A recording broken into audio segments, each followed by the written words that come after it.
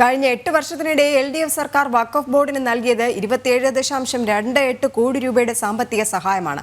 വഖഫിന് ആകെയുള്ളത് 45.30 സെന്റ് ഭൂമി മാത്രമെന്നും വിവരാവകാശ രേഖ പറയുന്നുണ്ട്. ജിജീഷ് കർണാകരുണ്ട് കൊച്ചിയിൽ നിന്ന് വിവരങ്ങൾ നൽകാനായിട്ട്. ജിജീഷ്, ആദ്യം പറഞ്ഞ ഒരു കാര്യം, വഖഫ് ബോർഡിന് LDF സർക്കാർ നൽകിയ സാമ്പത്തിക സഹായം കഴിഞ്ഞ 2 വർഷത്തിനിടയിൽ 27 കോടി രൂപയോളമാണ്. ഈ മുനമ്പത്തെ വിഷയമൊക്കെ തന്നെ നമ്മൾ എത്തിച്ചിട്ടും, ഈ ജനപ്രതിനിധികളുടെ മുന്നിലേക്ക് എത്തിച്ചിട്ടും അവിടേക്ക് തിരിഞ്ഞു നോക്കുവാൻ പോലും കഴിയാത്ത സർക്കാർ വഖഫിന് കൂട്ടുനിൽക്കുന്നു എന്നതിൻ്റെ ഏറ്റവും ഗുരുതരമായ ഒരു തെളിവ് തന്നെയല്ലേ ഇപ്പോൾ ഈ പുറത്തുവിടുന്ന കോടികളുടെ കണക്ക്? രജനി, ഈ ഒരു പുറത്തു വരുന്ന കണക്കുകളിൽ നിന്ന് ഒരു കാര്യം വ്യക്തമാണ്. എങ്ങനെയാണ് വഖഫിനെയും വഖഫ് ബോർഡിനെയും എല്ലാം തന്നെ സംസ്ഥാന സർക്കാർ സഹായിച്ചു പോകുന്നത്. അത് 2 സർക്കാരുകളും ഇടതുമുന്നണിയുടെ തുടർച്ചയായ 2 ഭരണങ്ങളിലും വാരിക്കോരി സാമ്പത്തിക സഹായം വഖഫ് ബോർഡിന് നൽകുന്നു. വഖഫിന്റെ നയങ്ങൾക്ക് അല്ലെങ്കിൽ എല്ലാ ഭൂമിയും പിടിച്ചെടുക്കുന്ന വഖഫിന്റെ ശ്രമങ്ങൾക്ക് അതിന് മൗനാനുവാദം നൽകുന്ന അതേ സർക്കാർ തന്നെയാണ് വഖഫിന് ഇത്രയധികം തുക നൽകാനും തയ്യാറായിരിക്കുന്നത്. പല ഘട്ടങ്ങളിലായി 2 സർക്കാരുകളായി 8 കോടി വീതം 2 തവണ, ഒപ്പം തന്നെ 2 കോടി, 1 കോടി എന്നിങ്ങനെ തുകകൾ പല ഘട്ടങ്ങളിലായിട്ടാണ് അനുവദിച്ചിരിക്കുന്നത്.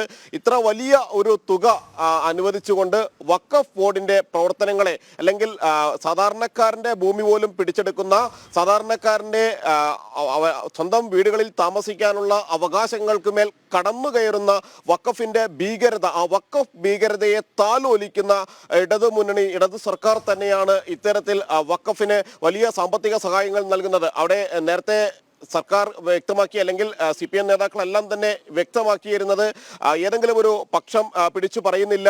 ഇതുമായി ബന്ധപ്പെട്ടുകൊണ്ട് അവിടെ മുനമ്പത്ത് സമരം ചെയ്യുന്ന ആളുകളുടെ പ്രശ്നങ്ങൾ തങ്ങൾ മനസ്സിലാക്കുന്നു, അവർക്കൊപ്പം കൂടിയാണ് എന്നെല്ലാം നേതാക്കളിൽ ചിലർ പറയുന്ന അതേ ഘട്ടത്തിൽ തന്നെയാണ് ഇത്തരത്തിൽ വഖഫിന്റെ പ്രവർത്തനത്തിന് ഭൂമി പിടിച്ചെടുക്കുന്നത് അടക്കമുള്ള, അല്ലെങ്കിൽ കണ്ടെത്താ ദൂരത്തോളം അവകാശവാദം ഉന്നയിച്ചുകൊണ്ട് അതിന് 2 സാക്ഷികളെ കൊണ്ടുവന്നാൽ തന്നെ ആ ഭൂമി വഖഫായി മാറുന്ന ഒരിടത്തുമില്ലാത്ത നിയമങ്ങൾ UPA സർക്കാർ. ഈ വഖഫ് ബോർഡിനെ സംബന്ധിച്ചുള്ള ഒരു ഇരട്ടത്താപ്പ് നയം കൂടെയല്ലേ ഇപ്പോൾ പുറത്തു വരുന്നത് LDF സർക്കാരിന്റെ?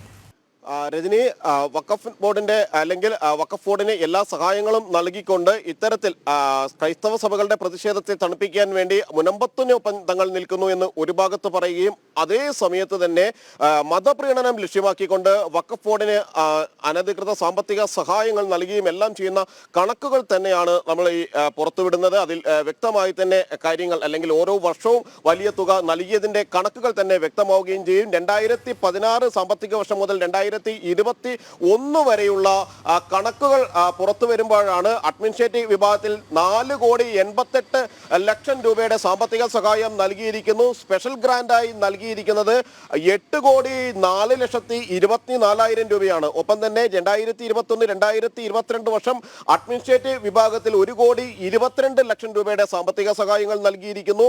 2022-2023 62 ലക്ഷം രൂപയുടെ സാമ്പത്തിക സഹായങ്ങൾ, 2023-2024 79 ലക്ഷം രൂപയുടെ സാമ്പത്തിക സഹായം. ഇങ്ങനെ പോകുന്നു ഈ കണക്കുകൾ മനസ്സിലാക്കുമ്പോൾ തന്നെ 2 സർക്കാരുകളും തുടർച്ചയായി ഭരിച്ച ആദ്യഘട്ടത്തിന് ശേഷം 2ാം തുടർഭരണം നേടിയിട്ടുള്ള LDF സർക്കാർ അടക്കം ഇത്തരത്തിൽ വലിയ പിന്തുണ, അല്ലെങ്കിൽ വഖഫ് ബോർഡിന് എല്ലാവിധ അനധികൃത സാമ്പത്തിക സഹായങ്ങളും.